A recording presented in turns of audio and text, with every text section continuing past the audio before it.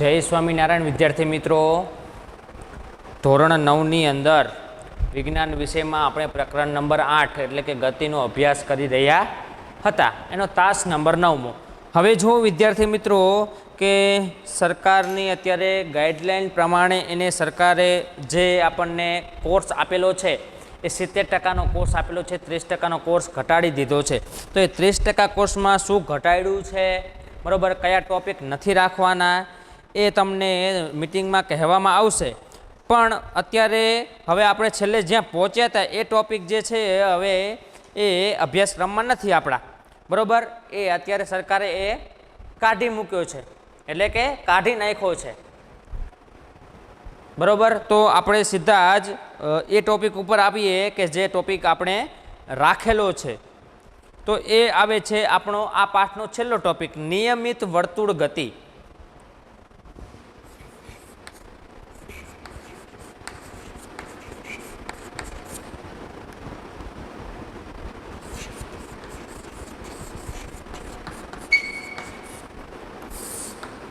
જો નિયમિત વર્તુળ ગતિ, હવે વર્તુળ એટલે તો આપણને ખ્યાલ આવે કે ગોળ, બરોબર. વર્તુળ એટલે આપણને ખ્યાલ આવે ગોળ. તો જોઈએ કે જ્યારે કોઈ વસ્તુના વેગમાં ફેરફાર થાય ત્યારે આપણે એમ કહીએ છીએ કે વસ્તુ પ્રવેગિત ગતિ કરી રહી છે, કે કોઈ વસ્તુના વેગમાં ફેરફાર થાય ત્યારે આપણે વસ્તુને પ્રવેગિત ગતિ થાય એવું કહેતા હોય. કે વેગમાં થતો આ ફેરફાર વેગના મૂલ્યમાં કે દિશામાં કે બંનેના થતા ફેરફારને કારણે હોઈ શકે. કે વેગમાં ફેરફાર શેના કારણે હોય? કાં તો એનું મૂલ્ય બદલાવાને કારણે હોય, કાં તો એની દિશા બદલાવાને કારણે હોય, અથવા તો બંનેના ફેરફારને કારણે આ ફેરફાર હોઈ શકે છે. શું તમે એવા ઉદાહરણનો વિચાર કરી શકો છો કે જેમાં વસ્તુ પોતાનું વેગનું મૂલ્ય નથી બદલતી પરંતુ દિશા બદલે છે? વેગનો ફેરફાર ક્યારે થાય? કાં તો એનું મૂલ્ય બદલે અથવા તો દિશા બદલે, બરોબર. હવે આપણને એવું કીધું છે તમારા ધ્યાનમાં કોઈ એવા ઉદાહરણ છે કે જે મૂલ્ય બદલતું ન હોય, દિશા બદલાવાથી વેગનો ફેરફાર થતો હોય? તો ARUE વર્તુળ ગતિ. હા, રાઉન્ડ નામ જોતા જ જાઓ તમે, મૂલ્ય નથી બદલાતું પણ વેગ બદલાતો હોય, કેમ કે અહીંયા બરોબર વેગમાં ફેરફાર થતો હોય. તો એ એટલે નિયમિત વર્તુળ ગતિ. મૂલ્ય ન બદલાતું હોય,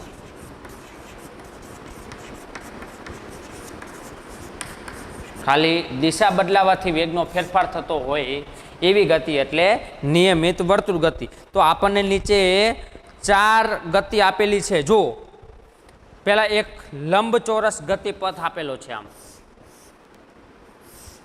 બરોબર, આમ આપેલો છે A, B, C અને D. તો આ A થી ચાલુ કરીને ગતિ B, પછી આમ ને પછી આમ ગતિ કરે છે, બરોબર. તો આ એક જ ધારી ગતિ થઈ ને, આમ એક જ પથ ઉપર. તો આ લંબચોરસ ગતિપથ.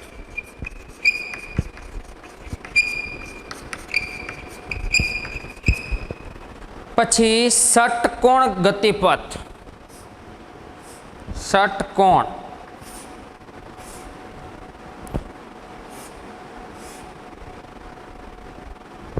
માન લો કે અહીંથી ગતિ ચાલુ થઈ A, B, C, D, E અને F. બરાબર, અહીંથી ગતિ ચાલુ થઈ A થી B, B થી C, C થી D, D થી E અને E થી F અને F થી A. તો આ ગતિ પણ જુઓ તમે, ષટકોણ ગતિપથ. ષટકોણ ગતિપથ, આને ષટકોણ કહેવાય ને, ષટકોણ ગતિપથ. પછી અષ્ટકોણ ગતિપથ, 8 ખૂણાવાળી, 1, 2, 3, 4, 5, 6 એટલે ષટકોણ. પછી અષ્ટકોણ ગતિપથ એ આપણને દર્શાવેલી છે, જુઓ તમે.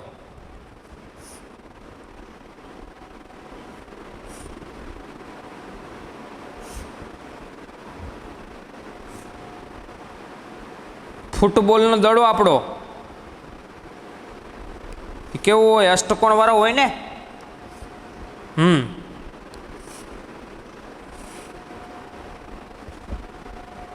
ચલો A, B, C, D, E, F G અને હજી આવશે જી એક આપણે રહી ગયો ખૂણો એટલે કે આમ આ જી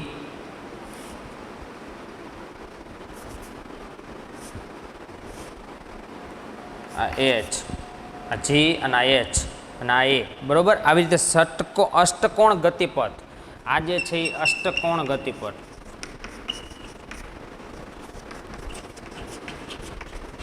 એ થી બી બી થી સી સી થી ડી ડી થી ઈ ઈ થી એફ એફ થી જી જી થી એચ બરોબર આવી રીતે આપેલું છે અને વર્તુળાકાર ગતિપથ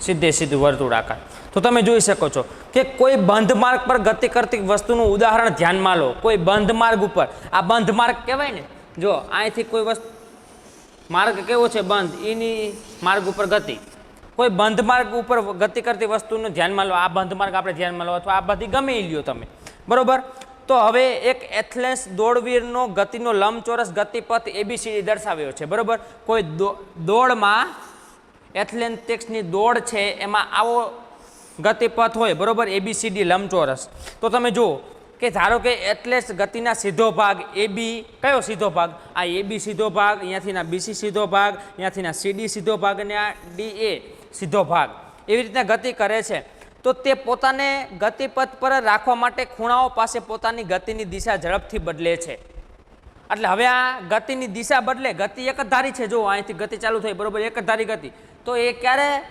ગતિ ઝડપથી બદલશે પોતાની દિશા બદલે ત્યારે એટલે આ અહીંયા દિશા આ વૈરો બરોબર ખૂણો અહીંયા એની દિશા બદલી છે પછી અહીંયાથી આમ દિશા બદલી છે અહીંયાથી આમ તો આ તો ને એક ચક્કર પૂર્ણ કરવા માટે કેટલી વખત દિશા બદલવી પડશે 4 વખત અને આવી રીતે જો એથ્લેટિક્સ દોડમાં હોય લંબચોરસ ગતિપથ હોય તો એને કેટલી વખત ગતિ બદલવી પડશે કેટલી વખત દિશા બદલવી પડશે 4 વખત 1 2 3 અને 4 વખત હવે આવો ગતિપથ હોય તો કેટલી વખત 6 વખત બદલવી પડે આવો હોય તો 8 વખત બદલવી પડે બરોબર તો જુઓ તમે કે એક ચક્કર પૂર્ણ કરવા માટે તેને કેટલી વાર પોતાની ગતિની દિશા બદલવી પડશે તો 4 વખત આપણે જોયું બરોબર લંબચોરસ ગતિપથમાં એને 4 વખત દિશા બદલવી પડે હવે ધારો કે લંબચોરસ ગતિપથના બદલે એડસેટ આકૃતિ ABCDEF પર દોડી રહ્યો છે હવે આ લંબચોરસને બદલે આની ઉપર દોડી રહ્યો હોય ABCDEF આ ગતિ ઉપર તો આને કેટલી વાર બદલવું પડશે જો તમે તો આ પરિસ્થિતિમાં એક ચક્કર દરમિયાન એથ્લેટ પોતાની ગતિની દિશા 6 વાર ફેરફાર થશે અને જો આની ઉપર દોડ્યો તો પેલા હવે આની ઉપર આવો એથ્લેટિક્સની રમતનો ભાગ હોય તો એ દોડતો હોય તો હવે આને કેટલી વાર આવો રસ્તો હોય આવો ગતિપથ હોય તો એની કેટલી વાર દિશા બદલવી પડશે 6 વાર 1 2 3 4 5 અને 6 વાર પોતાની દિશા બદલવી પડશે બરોબર તો જો ગતિપથ ષટકોણના બદલે અષ્ટકોણ હોય ABCDEFGH આ ગતિપથના બદલે આ ગતિપથ હોય ABCDEFGH હોય તો કેટલી વખત દિશા બદલવી પડે 8 વખત તો કેટલી વખત દિશા બદલવી પડે 8 વખત દિશા બદલવી પડે કે જો આપણે અનંત સંખ્યામાં ગતિપથની બાજુએ વધારીએ તો ગતિપથનો આકાર કેવો થાય અનંત વખત દિશા બદલવી પડે એવો આકાર બનાવી તો કેવો આકાર થાય અનંત વખત આ કેમ 8 વખત છે આ 6 વખત છે આ 4 વખત છે એ અનંત વખત અનંત એટલે ખબર છે ને સંખ્યા આગળ વધતી જ જાય એવી અનંત સંખ્યાનો આપણે વિચાર કરીએ તો કેવો આકાર બને એમ તો જો તમે આ પ્રકારે ગતિ કરો છો તો તમે જોઈ શકશો કે ગતિપથનો આકાર વર્તુળ બની જાય છે તમે અનંત લેવા જાઓ અનંત વખત દિશા બદલવી પડે અનંત વખત તો કેવો આકાર બની જાય તો આવો આકાર બની જાય ગોળ વર્તુળ અનંત વખત દિશા બદલવા જાઓ તો આવો આકાર બની જાય ગોળ તો વર્તુળ ગતિ થઈ જાય તો જો એટલું જ વર્તુળાકાર પથ પર અચળ મૂલ્ય ધરાવતા વેગથી દોડતો હોય તો તેના વેગમાં થતો ફેરફાર માત્ર ગતિની દિશા બદલાવાને જ કારણે થશે જો એ અચળ મૂલ્યથી ગતિ કરતો હોય એનું મૂલ્ય એને જ હોય ગતિ કરતો ત્યારે એ વેગનું મૂલ્ય એને જ હોય પણ હવે વેગમાં ફેરફાર થાય છે તો મૂલ્ય તો એની જ હોય, તો મૂલ્ય ફેરફાર ન થતું તો ખાલી શું ફેરફાર થાય છે? દિશા. તો હવે ખાલી વેગનો ફેરફાર થાય છે એ ખાલી માત્ર ને માત્ર દિશા બદલાવાને કારણે જ વેગમાં ફેરફાર થાય છે. મૂલ્ય તો એનું કેવું છે? અચળ. એનું મૂલ્ય કેવું છે? ખાલી અચળ જ રહે છે, પણ એ દિશા બદલાવાને કારણે એના વેગમાં ફેરફાર થાય છે. બરોબર. તો આમ વર્તુળાકાર પથ પર દોડતો એથ્લેટિક પ્રવેગિત ગતિનું ઉદાહરણ છે કે વર્તુળાકાર પથ પર દોડતો એથ્લેટ એટલે કે વર્તુળાકાર માર્ગ ઉપર દોડતો કોઈ ખેલાડી એ શેનું ઉદાહરણ છે? એ કઈ ગતિનું ઉદાહરણ છે? પ્રવેગિત ગતિનું ઉદાહરણ છે કે વર્તુળાકાર પથ પર દોડતો એ પ્રવેગિત ગતિનું ઉદાહરણ છે. કે આપણે જાણીએ છીએ કે r ત્રિજ્યાના વર્તુળનો પરિઘ 2πr હોય છે. હવે આ વર્તુળનો પરિઘ શોધવો હોય એટલે આટલો આ પરિઘ કહેવાય. જો આપણને જેટલું આ નિશાન દેખાય છે આ વર્તુળનો શું કહેવાય? પરિઘ. એ તમે ભણી ગયા બરોબર. પરિઘને કેવું? 2πr. એમાં r એટલે શું? કેન્દ્રથી પરિઘ સુધીનું અંતર એટલે ત્રિજ્યા. એટલે r બરાબર ત્રિજ્યા. રેડિયસ એટલે ત્રિજ્યા, રેડિયસનો r, આ રેડિયસ એટલે ત્રિજ્યા. પરિઘ આ વર્તુળનો પરિઘ છે બરોબર. એ પરિઘને શોધવું એટલે આ સૂત્ર મૂકવું પડે 2πr. આ પરિઘનું સૂત્ર 2πr બરોબર. તો હવે આપણો ખેલાડી આની ઉપર જ ગતિ કરે છે.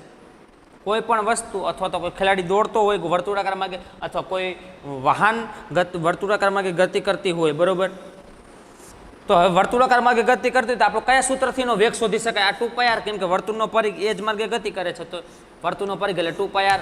એને ત્રિજ્યા આપણે શોધવી પડે બરોબર. તો જો એથ્લેટ r ત્રિજ્યાવાળા વર્તુળાકાર પથ પર એક ચક્કર પૂર્ણ કરવા માટે t જેટલો સેકન્ડ લેતો હોય તો r ત્રિજ્યાવાળા વર્તુળાકાર પથ આ r ત્રિજ્યાવાળો એટલે આપણને આ ત્રિજ્યા r આપેલી છે. કોઈ પણ કિંમત નથી આપેલી કે કેટલી ત્રિજ્યાવાળું વર્તુળ. આ માન લો કે આનું અંતર 5 હોય. ચલો અહીંથી આટલું અંતર 5 તો હું આ દોરું, આટલું મોટું દોરું તો માન લો કે આની ત્રિજ્યા 7 હોય તો આ 5 ત્રિજ્યાવાળું વર્તુળ કહેવાય. આ 7 ત્રિજ્યાવાળું વર્તુળ કહેવાય. કેન્દ્રથી અહીંયા સુધીનું અંતર એટલે 7 હોય તો એ 7 ત્રિજ્યાવાળું વર્તુળ કહેવાય. આનું અહીંયાથી કેન્દ્રથી અંતર અહીંયા સુધીનું અંતર 5 હોય તો આ 5 ત્રિજ્યાવાળું વર્તુળ કહેવાય. તો એવી રીતે આપણને ત્રિજ્યા આપેલી ન હોય પણ આપણે ખાલી કહી દીધું r કે r ત્રિજ્યાવાળું એટલે કોઈ પણ હોય ત્રિજ્યા. કોઈ પણ ત્રિજ્યાવાળા વર્તુળમાં ગતિ એક ચક્કર પૂર્ણ કરવા માટે t જેટલો સમય લાગતો હોય. માન લો કે આ 5 ત્રિજ્યાવાળા વર્તુળ અહીંથી ચાલુ કરી ગતિ બરોબર. આમ ગતિ પૂર્ણ કરી અને અહીંયા પહોંચે ત્યારે માન લો કે t જેટલો સમય લેતો હોય t એટલે કે t જેટલો સમય માન લો કે અહીંયાથી 15 સેકન્ડ લેતો હોય કે 15 સેકન્ડમાં એટલું પૂરું કરી નાખતો હોય તો 30 સેકન્ડ અથવા તો 35 સેકન્ડ જે સમય હોય એટલે આપણે સમય નથી દર્શાવ્યો એટલે આપણે t કીધું. t જેટલો સમય લેતો હોય કે એક r ત્રિજ્યાવાળા વર્તુળમાં એક ચક્કર પૂર્ણ કરવા માટે t જેટલો સમય સેકન્ડ લેતો હોય તો તેનો વેગ શોધવા માટે સૂત્ર કયું થાય? v બરાબર 2πr. એટલે શું થયું? એ વર્તુળ થયું, એ પરિઘ થયો અને કેટલો સમય લે એના ભાંગા t એટલે આપણને એનો વેગ મળે. હવે હું એમ કહું ચાલો કે 8 ત્રિજ્યાવાળું વર્તુળ ઉપર ગતિ કરી રહ્યો છે અને એક ચક્કર પૂર્ણ કરવા માટે તે 4 સેકન્ડ સમય લે છે. હું એમ કહું ચલો 8 ત્રિજ્યાવાળું વર્તુળ અને અહીંથી ચાલુ કરીને ગતિ એટલો 4 સેકન્ડ જેટલો સમય લે છે તો એનો વેગ શોધો. તો વેગ શોધવા માટે આપણે સીધું આ સૂત્ર મુકાય બરોબર. v બરાબર 2πr છેદમાં t. હવે 2π પાઈની કિંમત આપણે જાણીએ છીએ 22/7 અથવા તો 3.14 બરોબર. આપણે આ જાણીએ છીએ તો આપણે સૂત્ર મૂકીએ બરોબર. તો v બરાબર એમના એમ શોધવાનો 2/2 આ પાય એટલે 22/7 બરોબર. પાય એટલે 22/7 અથવા તો તમે 3.14 પણ કિંમત લઈ શકો. r કેટલી ત્રિજ્યાવાળું તો કે 8 ત્રિજ્યાવાળું અને છેદમાં t સમય 4 સેકન્ડનો લે તો 4 4 ગુણ્યા 7 બરાબર. તો આ 2 દુ ને 4 અને 2 ચોક 8, 22 ચોક કરો 4 દુ 8 અને 4 દુ 8, 22 ચોક 88 છેદમાં 7, 88 ને 7 વડે ભાગી નાખો, જેટલો વેગ આવે એ વેગ મીટર પ્રતિ સેકન્ડ. સમજાય છે કે r ત્રિજ્યાવાળા વર્તુળનું એક ચક્કર પૂર્ણ કરવા માટે t જેટલો સમય લાગતો હોય બરાબર, તો એનો વેગ શોધવા માટે સૂત્ર RUE v બરાબર 2πr છેદમાં t બરાબર. આ સૂત્ર યાદ રાખજો, v બરાબર 2πr છેદમાં t. આ 2πr એટલે આ વર્તુળનો પરિઘ બરાબર. તો જ્યારે કોઈ વસ્તુ વર્તુળાકાર પથ પર અચળ ઝડપે ગતિ કરતી હોય ત્યારે તે ગતિને નિયમિત વર્તુળ ગતિ કહે છે. જો જ્યારે કોઈ વસ્તુ વર્તુળાકાર માર્ગે ગતિ કરતી હોય, અચળ ઝડપે ગતિ કરતી હોય, એની ઝડપ બદલાતી ન હોય, અચળ ઝડપે ગતિ કરતી હોય ગોળાકાર રૂપે, તો એવી ગતિને નિયમિત વર્તુળ ગતિ કહે છે. એની ઝડપ ન બદલાતી હોય, ખાલી દિશા જ બદલાતી હોય, તો એવી ગતિને નિયમિત વર્તુળ ગતિ કહે છે. જો આપણને પ્રવૃત્તિ 8.11 આપેલી છે, કોઈ આવડો દોરીનો ટુકડો લીધો હોય અને દોરીના એક છેડે પથ્થર બાંધી દીધો, એટલે જેટલી દોરી હોય, આપણે માન લો કે 3 મીટરની દોરી લીધી બરોબર, 3 મીટરની દોરી લીધી અને એક છેડે પથ્થર બાંધી દીધો. હવે પથ્થર બાંધી દીધો ને આપણે આમ ફેરવીએ તો એ ગતિ કેવી કહેવાય? નિયમિત વર્તુળ ગતિ જ કહેવાય ને, કેમ કે એનું દોરીની લંબાઈ વધે છે અથવા તો ઘટે છે ના, એટલી ને એટલી રહે છે, નિયમિત વર્તુળ ગતિ થાય છે. જો આપણને આકૃતિ પણ દર્શાવેલી છે કે વેગના અચળ મૂલ્ય સાથે વર્તુળાકાર પથ પર ગતિ કરતો પથ્થરનો ગતિપથ. જો તમે ધ્યાનપૂર્વક જોશો તો તમને દેખાશે કે પથ્થરને મુક્ત કરતા તે વર્તુળાકાર પથ પર તે બિંદુ પાસેના સ્પર્શકની દિશામાં સુરેખ પથ પર ગતિ કહે છે. કે પથ્થરને મુક્ત કરતા તે વર્તુળાકાર પથ પરના તે બિંદુ પાસેના સ્પર્શકની દિશામાં સુરેખ પથ પર ગતિ કરે છે. કારણ કે જ્યારે પથ્થરને છોડવામાં આવે ત્યારે તે ક્ષણે જે દિશામાં ગતિ હોય તે ગતિ ચાલુ રાખશે. આપણે આમ દોરી ફેરવતા હોય અને પથ્થરને જે દિશામાં છૂટો કરવા, માન લો કે હવે આમ દોરી પહોંચે અને અહીંયા પથ્થર પહોંચ્યો અને અહીંયાથી છૂટો કરી દીધો, તો જે દિશામાં ગતિ કરતી છે ને એ દિશામાં ગતિ ચાલુ રાખશે. એટલે આમને આમ જશે, પછી ગોળ નહીં કરી, આમ સીધી સુરેખ પથ પર ગતિ દિશામાં જશે. તો